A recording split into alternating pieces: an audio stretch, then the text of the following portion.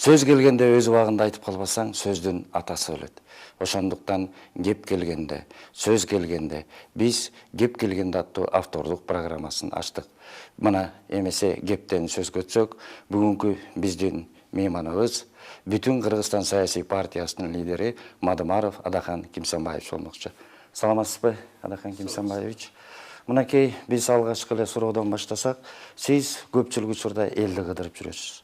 Карапайымдын адамдардын арасында болгуңуз келет да. Чындыгында ошол карапайым адамдардын, деги эле ушул биздин элдин, мамлекеттин эмне көйгөйүн өзүңүзгө жүрөгү өйтүп ала алдыңыз? Бизде ар бир инсандын айткан арызы, айткан көйгөйү сөз түрдө жүрөк аркылуу өтөт.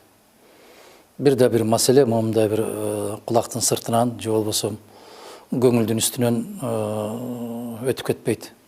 Ошондуктан көпчүлүк учурда айтышат, ар бир нерсеге каттуу маани берет экенсиз, ошонун баарын жүрөгүңүз аркылуу өткөрөсүз деп. Жүрөк ошон үчүн берилген. Жүрөк аркылуу жүрөктөн чыккан гана сөз жүрөктөн түнөк табат дегендей, ар бир инсан, ар бир биздин жараныбыз үмүт менен айтат. Мына ошол айтылган сөздөн кандайдыр бир жыйынтык чыгарбы экен, же болбосо пайда чыгабы, же пайдалуу кеп кеңеш чыгабы деген максатта. Ошондуктан бул сөздү жайынча эле угуп койдум, анан бул сөзгө маани бериш керек деген мындай бир бөлүштүрүү жок менде. Ар бир сөзгө бирдей маани. Негизи көйгөйлүү маселе эмне экен, элдин көйгөйү маселе? Жашоо. Биздики ондогон жылдар бою эле көйгөйлүү маселе тек гана жашоо, тартип жана мыйзамсыздык. Мыйзамсыздык болгон жерде адилетсиздик. Бүгүнкү күндө биздин жарандарыбыз нан таап бер, эт таап бер, чай таап бер деп сурабайт. Адилеттүүлүктү, чындыкты таап бер деп гана маселе коет. Калгандардын баарын элибиз өзү иштеп, өзү таап атат, өз оокатын өзү кылып атат. Мына ошолордун адамдык, жарандык укуктарын камсыз кылып берүү жөнүндө гана маселе кетет. Тилекке каршы ал жагынан биз аксагандан аксап келатабыз. Анан негизи мынакей эл аралап жүргөндө, кыдырып жүргөндө биз дагы эл аралап калабыз да көпчүлүк учурда. Күндөн күнгө ушул жаш балдар дагы, же болбосо жашынакай эле кийинип турган ушул энелерибиз болобу, аталарыбыз болобу, жол киреге акчам албай калды балам, берип турчу деген сөздү да көп укчу болдук да. Негизи ушундайлардан кантип айрылсак болот? Бул дагы бир экономиканын кандайдыр бир нерсесин айтып турабы? Бул менимче экономика көбүрөөк эмес, көбүнчө иман маселесине тийиштүү. Иман маселесине деп айтканым, бүгүнкү күндө жаратканга шүгүрчүлүк келтиришибиз керек. Жашоо андай эле бир кыйынчылыкта калган жашоо эмес. Мындай бир жашайын, иштейин, табайын деген инсанга Кудайга шүгүрчүлүк эле мүмкүнчүлүктөрү бар. Бүгүнкү күндө иман маселеси деп айтып атканым көөдөн жарты болуп калды. Көөдөнүбүз толбой, көөдөнүбүз тойбой, көөдөндүн жартычылыгы. Бул иман маселеси. Бүгүнкү күндөгү жашоодо адамды эң аксатып отурган тек гана ушул адилетсиздик. Эгерде биз ар жактан көкүрөгүбүз тойгон болсо, бүгүнкү күндө баары жетиштүү. Баягы кедейлигинен кедей эмес дейт, тойбогонунан кедей дейт да. Бүгүнкү күндө бүтүндөй элдин байлыгын топтоп, мамлекеттин байлыгын топтоп, чөнтөгүнө салып алган 10-15 киши бар Кыргызстанда. Эң ачка кишилер ошолор. Алар тойбойт. Алардын көзү жумулуп кеткенче тойбойт. Тескерисинче колунда барлар. Колунда барлар тойбойт да. Анан аларга салыштырганда элеттеги баягы тоо таштардын арасында элеттеги алыс кайылдарда жашап аткандардын көкүрөктөрү тогураак. Мына ушул 10-15 киши бүтүндөй элдин, журттун байлыгын чөнтөгүнө салып алгандар, булар өмүр бою тойбойт. Бул жашоодогу жараткан Аллахтын берген сыноосу аларга. Бир чети сыноосу, экинчи жагынан жазасы. Жазасы аларды тойбос кылып койгон. Сыноосу мына ушунчолук байлык бергенден кийин аны кандай кылып колдонот, кандай кылып сарптайт. Маселе ушунда туруп атат. Бул философиялык маселе. Адамдын кайгысы, дагы бир жолу айтам, анын курсагынын тойбой калгандагысында же болбосо кийиминин бүтүн болбой калгандагысында эмес. Анын көөдөнүнүн жарды болуп, көөдөнүнүн бүтүн болбой калгандагысы. Биздин коомдо тилекке каршы экинчиси көбүрөөк үстөмдүк кылып келатат. Биз көбүрөөк руханий ачарчылыкка кабылып калдык. Бизде баягы сөздүн баркы кетти. Жана сиз айтып аткандай, акча бере турчу жол кире таппай калдым деп олтургандардын баардыгы чуркап барса жете турган айылдан келет. Маселен мен күндө 9-10 чакырым жөө жүрөм. Шаарды аралап, жумушка, үйгө, үйдөн жумушка ушундай кылып аралап 10 чакырым жөө жүрөм. Ошол сурагандардан айылың кайсы жерде десең, 2 чакырым турган жерди айтат. 3 чакырым турган жерди айтат. Биз сураганды айып көрбөй калдык да. Мына ушунан уялбай калдык. Башта бирөөдөн бирдеме сураш бул өлүм менен тети болчу да. Намыс бийик болчу. Ариет намыс деген накта момундай бир көкүрөгүбүздү көтөргөн аябай уяттуу эл элек да. Биз бала кезде зарыл болуп калса, бирөөнүн атын сурап, же бирөөнүн бир унаасын сурап, чөп ташып келгенге башка ошондо да аябай кыйналып барып сурачубуз. Аргасыздан сурачубуз. Азыр суроо деген бул жөн эле, бул кесип болуп калды. Мына жума күндөрүндө мечитке барып көрсөңүз, жолдун 2 катарында тизилип, жалаң кыргыздын кыз келиндери турат. Башта ушундай окуяны көрчү элеңиз? Жок. Мен көп маани берем ушундай маселеге. Ошол эле жолдун аркы бетинде карасаңыз, ашканалар, чайканалар турат. Бизге идиш жуугуч талап кылынат. Бизге тейлегич кыздар керек, тейлөөчү жигиттер керек деп жазылып турат. Күнүнө 400 сом, күнүнө 350 сом барбайт. Кандай дейсиз? Сиз адамды эмгек кылууга чакырып атасыз да, адамды эмгек кылууга. Анан кийин жанагы айтып атасыз. Мына ушунун баары башынан түштү деп атам да, мисалы сураган. Биздин мамлекеттик ишмерлер, мейли башчы болобу, булар киремчи болуп калды да. Сурап атат. Ошол сурап келгенде каршы болот. Ушундан башталган жокпу ушул сурап? Дал ошондон башталды да. Себеби жетекчи кандай болсо эл ошондой болот, эл кандай болсо жетекчи ошондой болот. Экөө бири-бирине аябай могул ат үстүндөгү куржун сыяктуу. Куржундун бир жак көзү эл, бир жак көзү бийлик болот. Экөө тең салмак болуп турбаса, кулап түшөт. Мына ошол эл, элге жараша бийлик, бийлик, бийликке жараша эл. Мына ушундай болот. Тилемчилик дегенде билесизби, биздин руханий дүйнөбүздү аябай талкалап кеткен. Абдан катуу талкалап кеткен.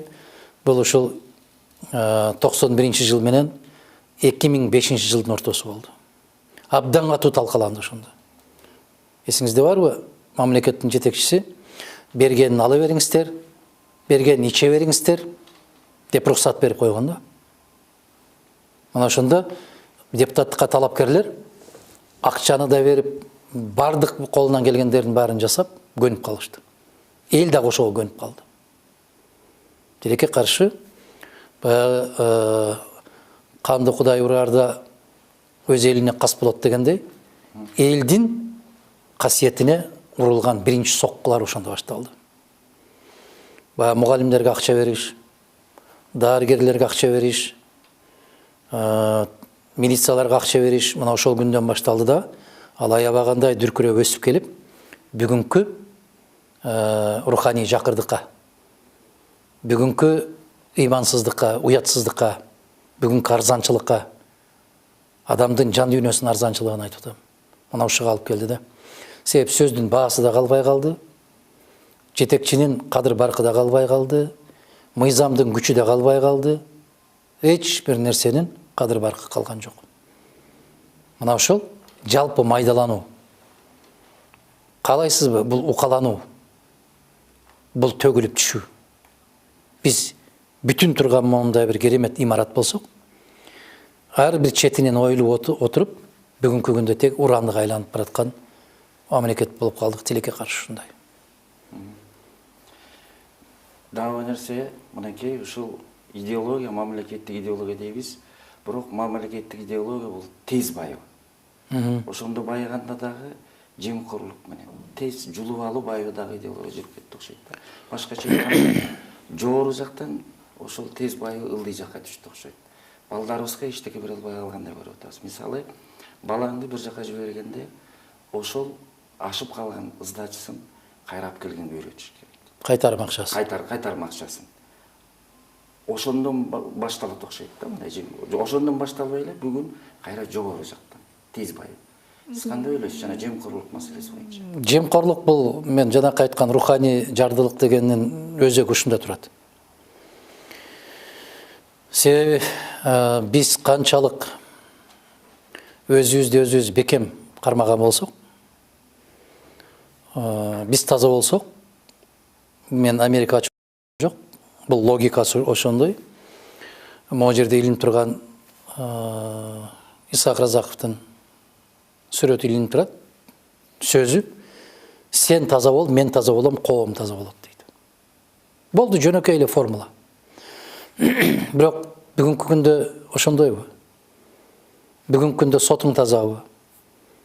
Мугалимиң тазабы? Дарыгериң тазабы? Милисаң тазабы? Акимиң тазабы? Министриң тазабы? Бүгүнкү күндө президентиң тазабы? Ким таза, айткылачы? Мына балдардан баштоо керек деп атасыз. Балдар булар коомдун күзгүсү. Коом кандай? Үйдө канчалык тарбия берби? Сыртка чыкканда сырт бүгүнкү күндө жеңип баратат. Себеп теледен көрсөтүлгөн кинолор, көрсөтүлгөн концерт, эгер муну концерт деп атасак, клиптер. Кыргыздын азыркы ырларында жаштардын клибин карасаң эле ушу тапанча көтөрүп алып биринин артынан бири кууп жүрмөй. Бирин бири жакшы көрүп калды дагы, анан жолдон баратканда машина кагып кетти. Акыркы жүрөгүнүн 3 согуусунда туруп калды дагы, көзүнөн жаш чыкты, анысы каза болду. Бул не деген жапайычылык? Бул көркөм өнөр кайда кетти? Ыйыктык кайда кетти? Сахнанын ыйыктыгы кайда бүгүн? Азыр сахнада дагы белден ылдый карай айтсаң, каткырып, күлүп, кол чаап, ал жерде кайнатасы да отурат, келини да отурат, кайненеси да отурат, күйөө баласы да отурат. Баары сан чаап, каткырып. Менимче бул шайтандардын уюгу. Мына ушундай концерттерге да барып көрүшөт ушундайларды. Кантип көрсө болот, кантип. Же болбосо ошол бирөө ырдап аткан болсо, артында бийлеп турган кыздарыбызды карап койгула. Кийген кийимдерин карап койгула. Анан идеология деселе бирөө жазып бериш керек. Идеология ар бир инсандын жүрөгүндө болот. Мен кыргыз болуп жаралдым. Мен мусулман болуп жаралдым. Мен ата-энемдин баласымын. Мен өз элимдин, журтумдун кызымын деген түшүнүктү бирөө келип жазып чөнтөгүнө салып береби? Ал ар бир инсандын өзүндө болот. Ар бир баланы тарбиялап атканда атасы менен энесинин колунда болот бул нерсе. Атасы менен энеси деген болсоң, бүгүн атасын уккан эне жок да. Кыздан 40 үйдөн тыйбы дейт. Азыр жигиттерди тыйып коет да кыздар. Керек болсо жигиттер көчөгө чыккандан коркот да. Азыр кыздар коркпойт, жигиттер коркот. Кандай дейсиңер? Баягы Калыгул Олуянын айткан күндөрү келди да. Кыргый ташка уялар, такыясын колго алып, кыз жигитти кубалар деп. Келдиби ошол заман? Келди да. Анан жөндөн жөн эле биз издей беребизби? Идеологиябыз кайда? Идеологиябыз биздин ата-бабаларыбыздын калтырып кеткен акыл насааттарында, макал лакаптарында, ошолордун ырларында.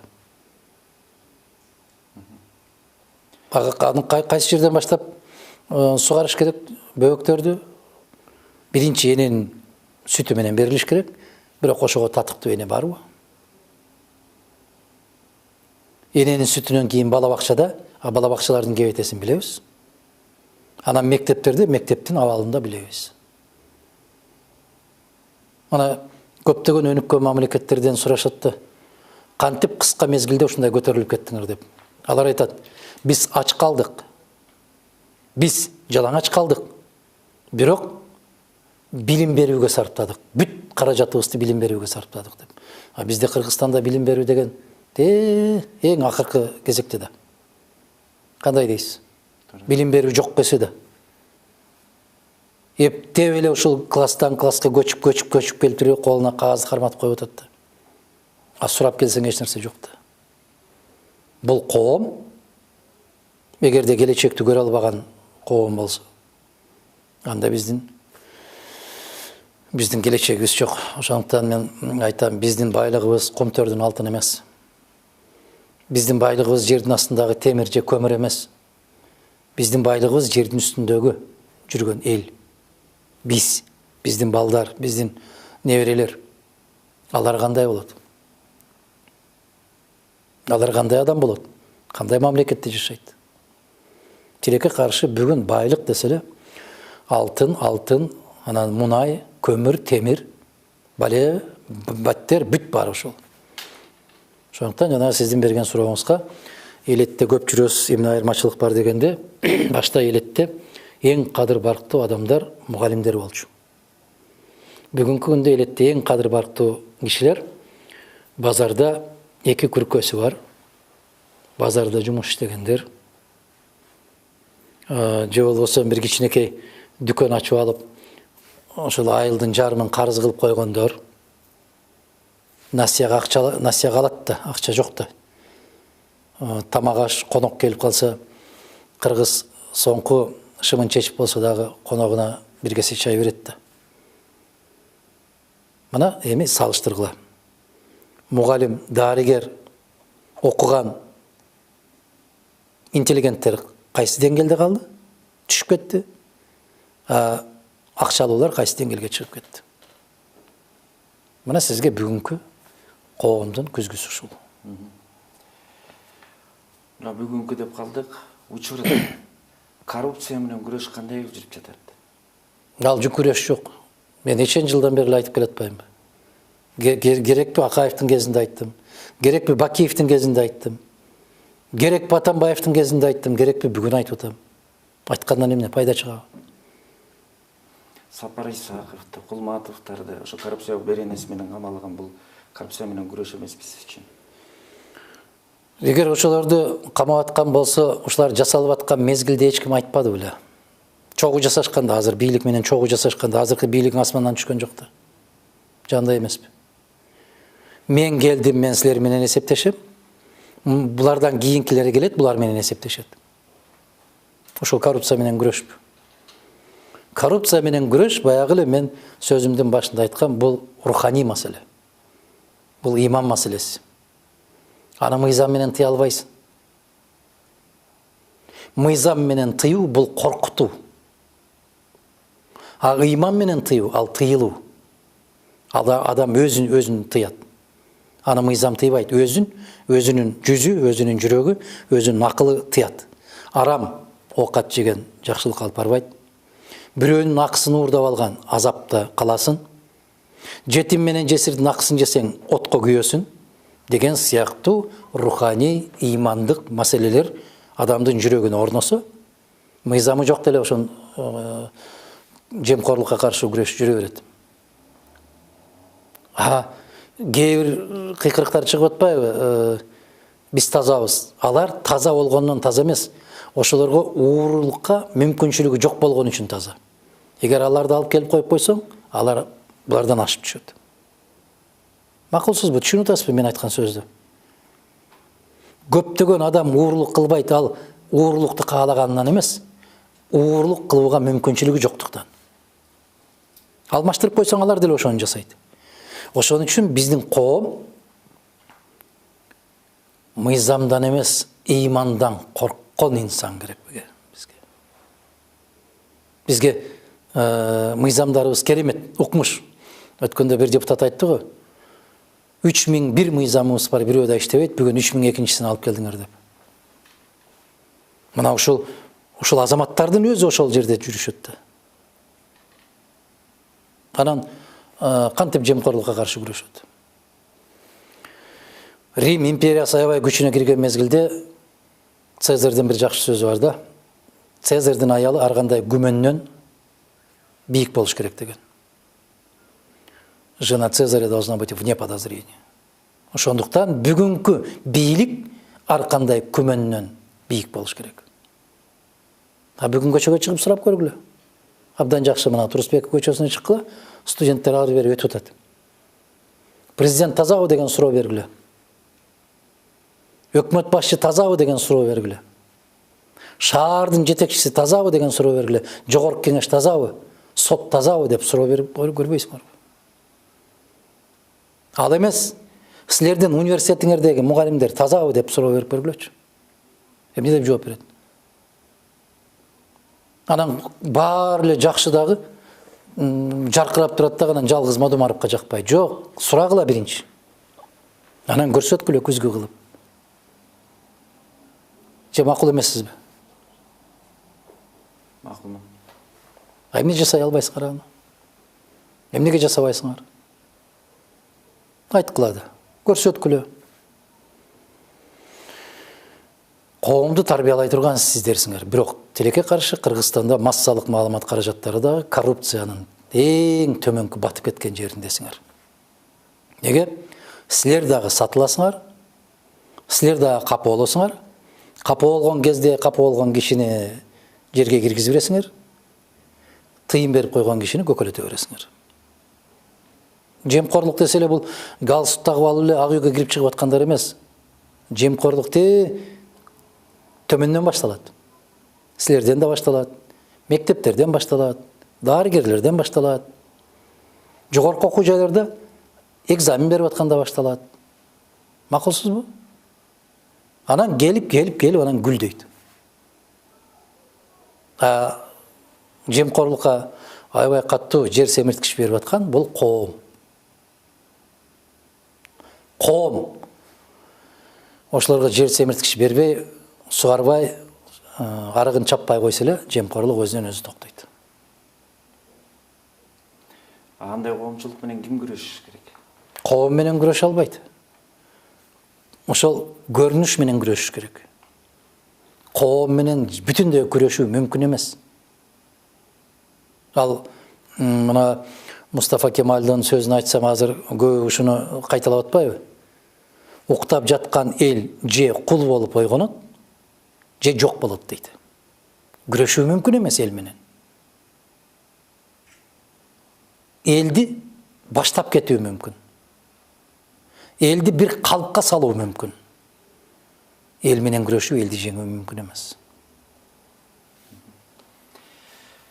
Дагы менде суроодо кадр маселеси. Бүгүнкү күндө кадрды издеп жүрүшөт.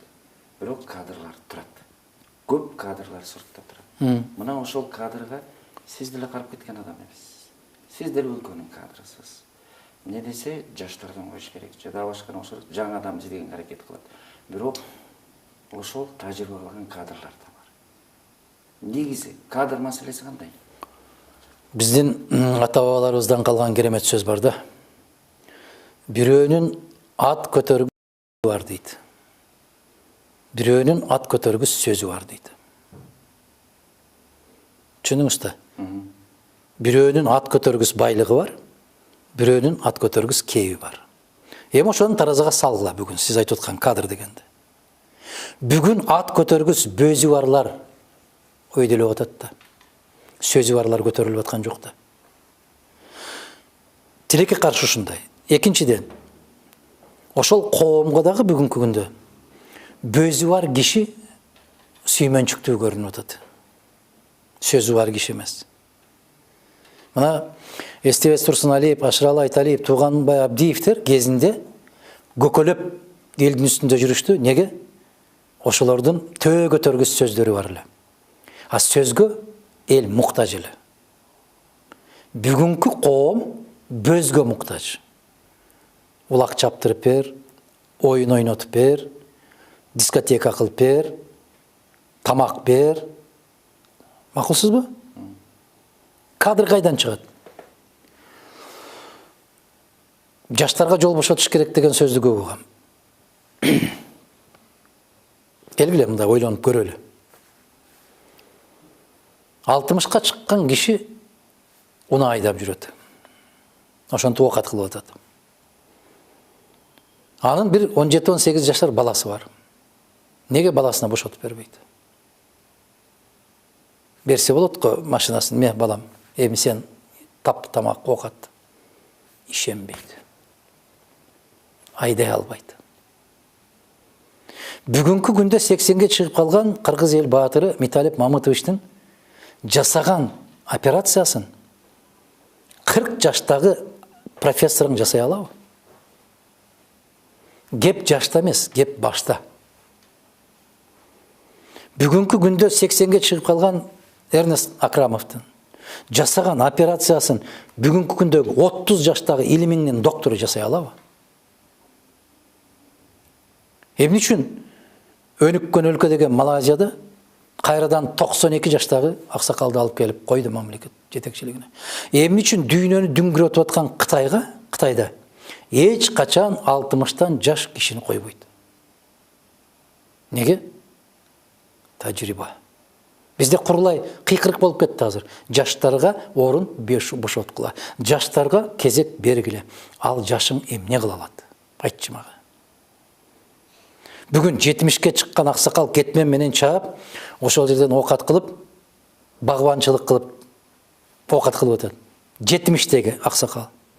Агрардык академияны бүтүргөн, кызыл диплом менен бүтүргөн балага карматып койчу ошол кетменди. Биле ошол академияны бүтүргөн киши. Кандай дейсиз? Биз логикасын карап көрбөйлүбү? Бул жаш деген эбегейсиз чоң тажрыйба. Жаштар илимдүү, маселе жок, бирок билимсиз.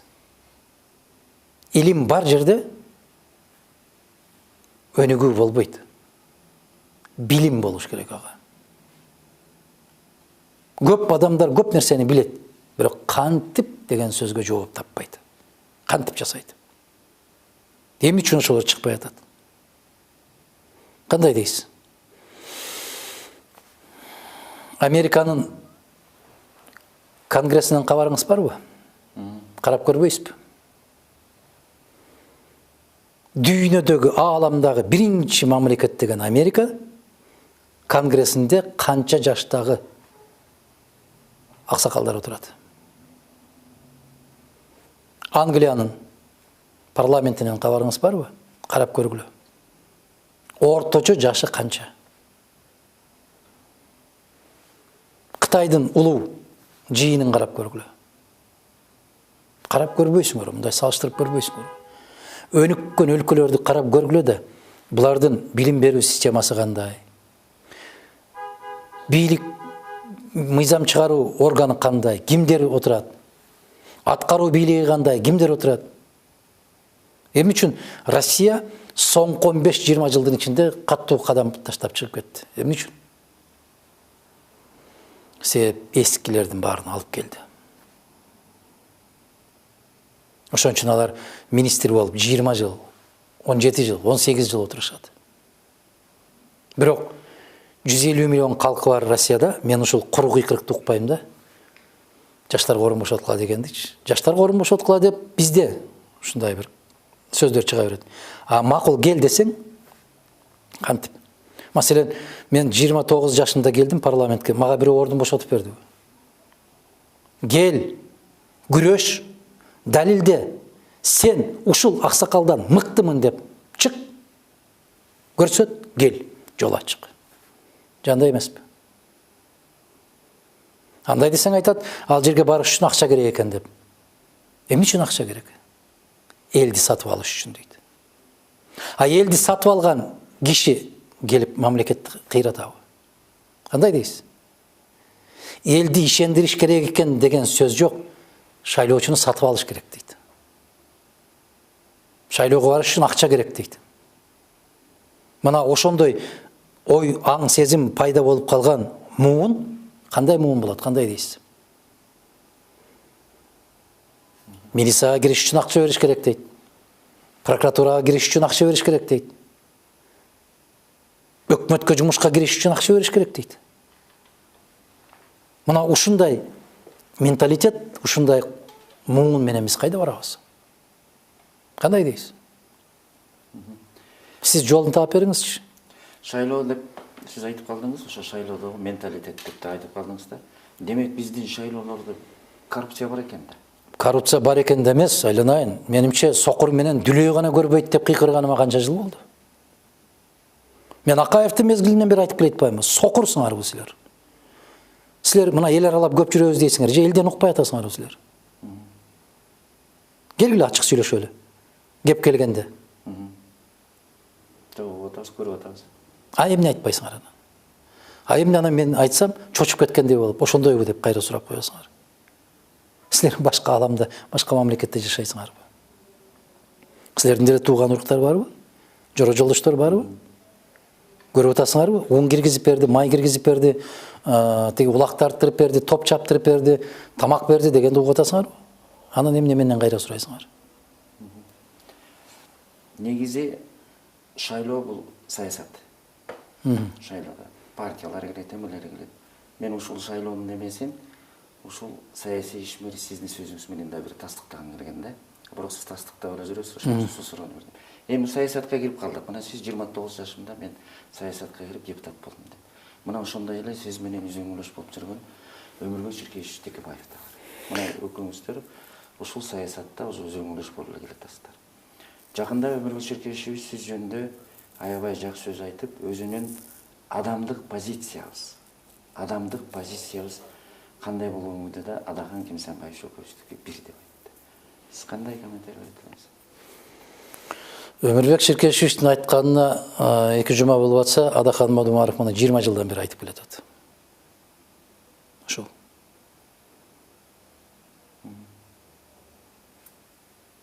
Өмүрбек Ширкешевич кече жакында айтыптыр. Мен 20 жылдан бери айтып келетпайм. Демек, силер окубайт экенсиңер да, карабайсыңар да, көрбөйт экенсиңер да. Мен 2000 жылы айттым. Болгондо да парламентте айттым. Мен 97 жылы айттым. Болгондо да ушундай интервью берип атып айттым. Мен 98 жылы айткам, мына 21 жыл болуп атыптыр. Кыргыз парламенти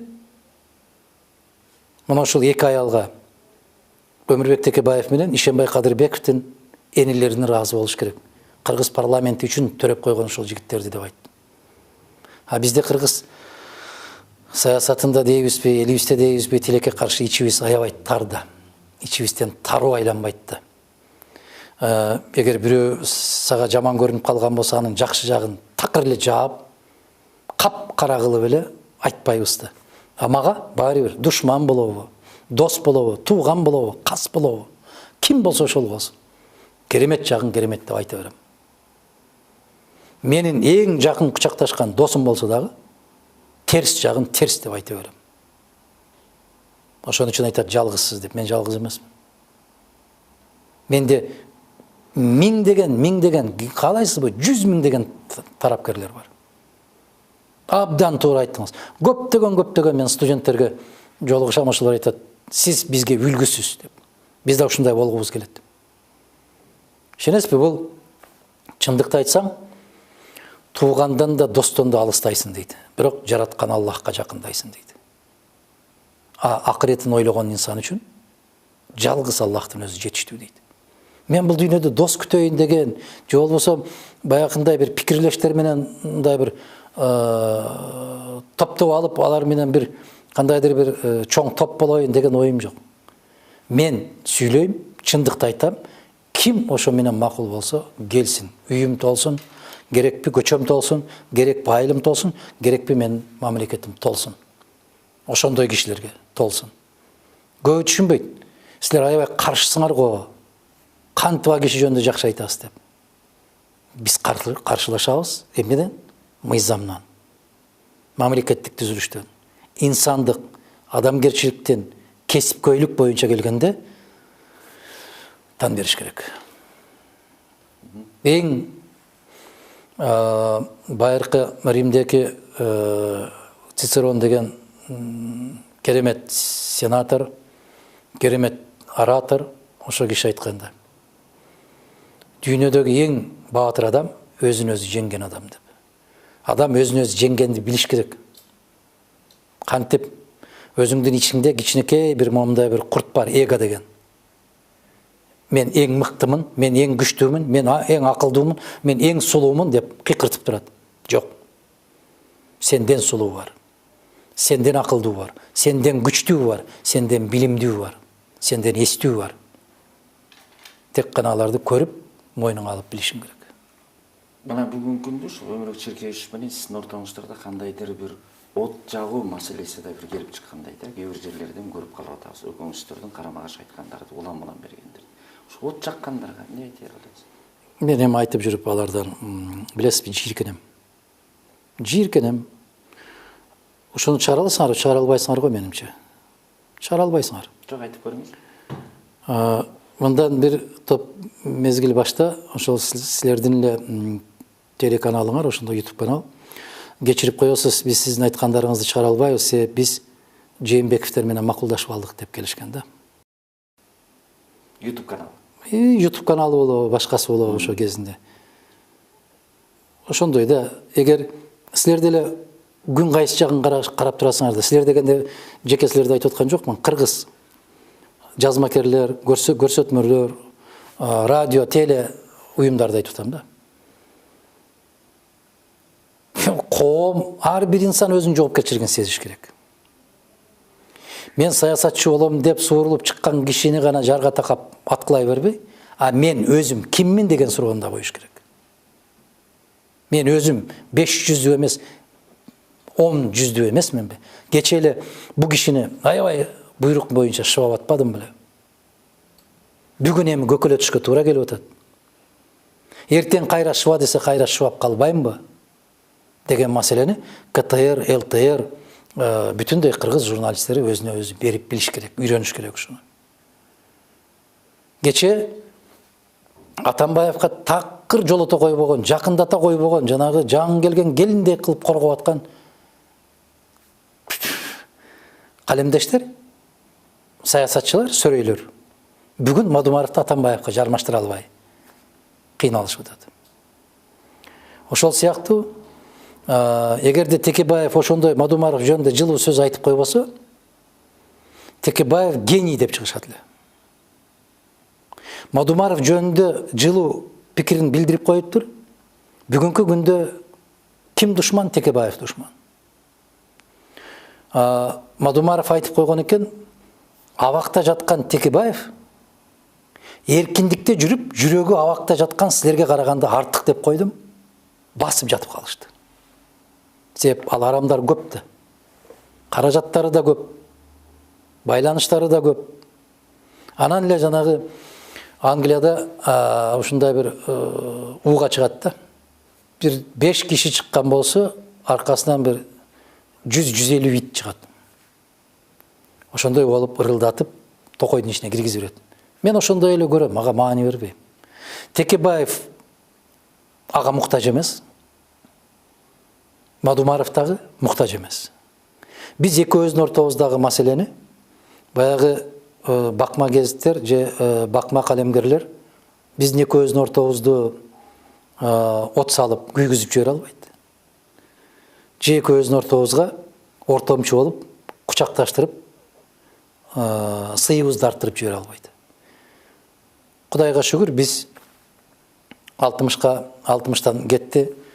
Бирибиз 60-тан өтүп, бирибиз 60-ка бараткан турмуштук, саясий, адамдык, жакшыбы, жаманбы, азбы, көппү тажрыйбабыз бар киши катарында.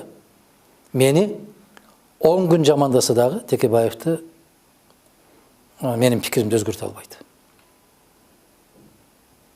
Менимче мени 1 ай мактаса дагы Текебаевдин мен жөнүндөгү пикирин өзгөртө албайт. Биз калыптанып туруп калган инсандарбыз. Ошондуктан алардын аракеттери эч кандай натыйжага ээ болбойт. Аны калың журт деле сезип турат, байкап турат, билип турат. Ошондуктан ар ким өзүнүн пейилинен тапсын. Коомчулукта ар бир адамдын орду бар. Мисалы, массалык түрдө дагы адамдын орду бар. Ошону массалык дагы билгиси келет. жеке бир адам эмес, же кандайдыр бир саясий күчтөр эмес, ошол массалык бир нече саясий күчтөрдө билгиси келет да. Ошондуктан мен бул суроону узаткым келип атат да сизге. Сизди Садыр Жапаров менен биригет деген да сөздөр бар. Ошол эле экс-президент менен да биригет деген да сөз бар. Ушул маселелерде кандай орундуктуу сөз айта аласыз? Амин деп коеюн. Ошолордун тилектери ишке ашып, биригет деген кишилер менен бардыгыбыз биригип калганды Аллах насип кылсын. Бирок ким менен биригем, ким менен сүйлөшөм, мен баягы аквариумдагы балык сыяктуумун. Мен жашыруун сүйлөшүп эч ким менен жүргүзбөйм. Мен эмнени жүргүзсөм, ачыктан ачык чыгып айтам. Менимче Кыргызстанда менден ачык, менден жакын массалык маалымат каражаттарга саясатчы жок. Кесе айтам. Баары тымпыйып ичиндегисин итөлүп жата берет. Мадумаровда эмне болсо, кубанычы болсо да айтат, кайгысы болсо да айтат. Кандай жагдай болбосун, ачыктан ачык билдирем мен. Кандай дейсиз, уша күбөсүз өзүңүз? Ошондуктан мен артымдан аңдыштын, сөз ыргытыштын, сөз ташташтын кажети жок. Мына мен барып тамак ичкен жерге кече аябай кадр деп айтып калбадыңызбы? Ушунчалык түркөй дөдөйлөр келип калган да. Ошол мен отурган жерге барып сааттын ичине уктурма аппарат, угуучу аппарат коюп. Ушуну мен экинчи жолу болуп атат. Биринчисин койду эле, батарейка ысып кетип, эрип түшүп кеткен. Эми кече дагы дөдөйлөр келиптир дагы ошол сааттын аркасына бекитип. Эми бул айвандык да. Бул кызылда айвандык. Азыр бүткөнүңөрдөн кийин мен сүрөтүн көрсөтүп берем силерге. Бул деген кандай деңгээлге түшүп калды бул кыргыз атайын кызматкерлери. Сен мени жакшы көрөсүң, кел иштей бер деген. Ошондуктан кадр деген бул өтө орчундуу, бул өтө оор, бул мамлекеттик деңгээлдеги маселеге айланышы керек. Мен жөнүндө эмнелер гана сөз айтпайт. Айтыша берсин, дей берсин. Мен ачыктан ачык жарыялаганмын. Эгерде мен үчүн эмес, мамлекет үчүн, эл үчүн, келечек үчүн деп башымды канжыгага байлап келдим деген азамат болсо, мен үчүн маанилүү эмес ал. Атамбаев, Акаев, Текебаев, Садыр Жапаров, ким болсо ошол болсун. Ал эмес, мен Жээнбековго айтпадымбы? Жарыялачы. Мен ушул иштерди жасагам келет. Жардам берүүчүлөр келсе, келге жардам бергиле десе, биринчи мен барам дебедимби? Бирок ага бара албайт да. Ага бара албайт. Себеп ага бардыртпайт. Ага баруу үчүн көптөгөн тажрыйба керек. Ага бир мамлекеттик ой жүгүртүү кабилет керек. Ага бара албайт. Бүгүнкү күндө эгер ушунчалык экономикабыз талкаланып турган мезгилде, элдин бүтүндөй ишеними мамлекеттен, бийликтерден кетип турган мезгилде, сен менин партиямдансың, сен мени жакшы көрөсүң, сен менин кудамсың деп отурбай, столду каттуу кагып, эл ишенимине ээ болгон бийликти кураш керек. Аябай жана сиз айткандай, адис инсандарды алып келип коюш керек. Жалпы журт үчүн күйгөн инсан ушул ишти жасайт. Кандай дейсиз? Мана мен келгенде айтканмын. Саясий өңүттөн абакта жаткандардын бүт баарына мунапс жарыялаш керек. Текебаев, Чотонов, Талгарбековдун тобу, Садыр Жапаров, мына ушул сыяктуу инсандардын бардыгына мунапс жарыялаш керек эле. Ага бара албадыбы? Демек, шилтеген кадамы адилеттүү, же болбосо бүтүндөй журтту бириктирүү, жалпы мамлекеттин кызыкчылыгы үчүн деген ниеттерден алыс экенин белгиси ушул болот. Менин акыркы суроом өзүңүзгө мүнөздүү суроо. Бул мүнөздүү эл алып келген мүнөз да сизге. Тил боюнча көп айтышат да сизди. Тилине тибирткеч чыккыр дейт. Мадымаров тилинен көрөт дейт, сүйлөй берет дейт. Же болбосо Мадымаров муну жакшы айтты деп айтышат. Ушунун тил боюнча, сиздин өзүңүздүн тилиңиз боюнча пайдасы көппү же зыяны көппү? Тил мындай. Өзүңүздүн тилиңиз боюнча. Дагы эле макал менен айтканда, жигитке жетим ишенер аз дейт. жигитке жетимиш өнөр аз. Бүт бардык өнөрдүн алды кызыл тил дейт. Тил жирафта да бар. Эң узун. Тил куйда да бар. Эгер сен ошол тилиңди Аллах сүйлө деп берсе, сен коркуп, тилиңди тишиңе кысып олтурган жүрөгүң курусун сен. Сен титиреп отурганың курусун. Кыргызда айтат. Өзүңүз сөздүн башында айттыңыз. Сөз келгенде айтпасаң, сөзүн атасы өлөт деп. Мен айтпасам, сиз айтпасаңыз, бул жигиттер айтпаса ким айтат? Ким айтат, айткылачы. Бул бир. Экинчиден, дүйнөгө бизди таанытты деп Манас дейт.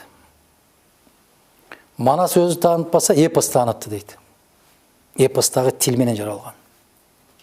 Саякбайдын тилиндей тил болуш үчүн, же Сагынбайдын тилиндей тил болуш үчүн эмне керек, айткылачы. Мухит. Же болбосо ааламга Чыңгыз таанытты дейт. Чыңгыз кетме менен тааныттыбы? Же Чыңгыз банк менен тааныттыбы? Чыңгыз базар менен тааныттыбы? Чыңгыз дагы тил менен таанытты. Бул эбегейсиз чоң байлык. Ошондуктан тилим бар деп жүргөндөр көп, а бирок чындыгында дудук, коркок, чоркок, эки сөздүн башын бириктире албаган, же 4 сабырды жаттай албаган бир дөдөйлөр бар. Ошондой дөдөй болгонго караганда өнөр алды кызыл тил деп, кызыл тил менен ааламга таанылып, ааламды тилиң менен, акылың менен таанып, сүйлө, оку, бил. Окуй албасаң, дөдөйсүн, сүйлөй албасаң, дөдөйсүн. Ошол да. Ошондуктан мамлекетти уурдап алды, жетим жесирлердин акысын жеп алды, темирлерин уурдап кетти, газдарын уурдап атат, же болбосо укмуш жерлерди ээлеп алыптыр деген дооматка караганда, тили бар деп айткан мага жеңил. Айтмактан айтышып, ары карай кетишсин. Ааламдардын падышасы жараткан Аллах дагы бүтүндөй пайгамбарларды жибергенде тили менен жиберген. Айт, ишендир, түшүндүр. Кылыч менен жиберген эмес. Найза менен жиберген эмес. Тили менен жиберген. Аллахка чексиз шүгүрчүлүк билдирем. Ошол тил берип, чексиз шүгүрчүлүк билдирем. Тилди кыймылга келтирген акыл берип, ошол акылды туура жолго салып койгон жүрөк берип, мына ошол жүрөктү көрүнгөн жерден коркуп, титиреп жүрбөй, эр жүрөк кылып жаратып койгон үчүн чексиз шүгүрчүлүк келтирем. Рахмат айтам Аллахка. Титирегендер титиреп жүрө берсин. Тилин бир жерине катып. Адахан Кимсанбаевич, бүгүн жакшы сүйлөштүк, кеп курдук, пикирлештик. Анан бүгүнкү биздин ушу убакыт бөлүп бергениңизге чоң рахмат. Ал эми биздин көрсөтүүбүз жана башында айтып келгенде кеп келгенде болду. Урматтуу телекөрүүчүлөр, ушу менен биздин көрсөтүүбүздү аяктайбыз. Ал эми бүгүнкү көрсөтүүнү алып барган мен Утумидин Базаркулов болдум. Саламатта калыңыздар.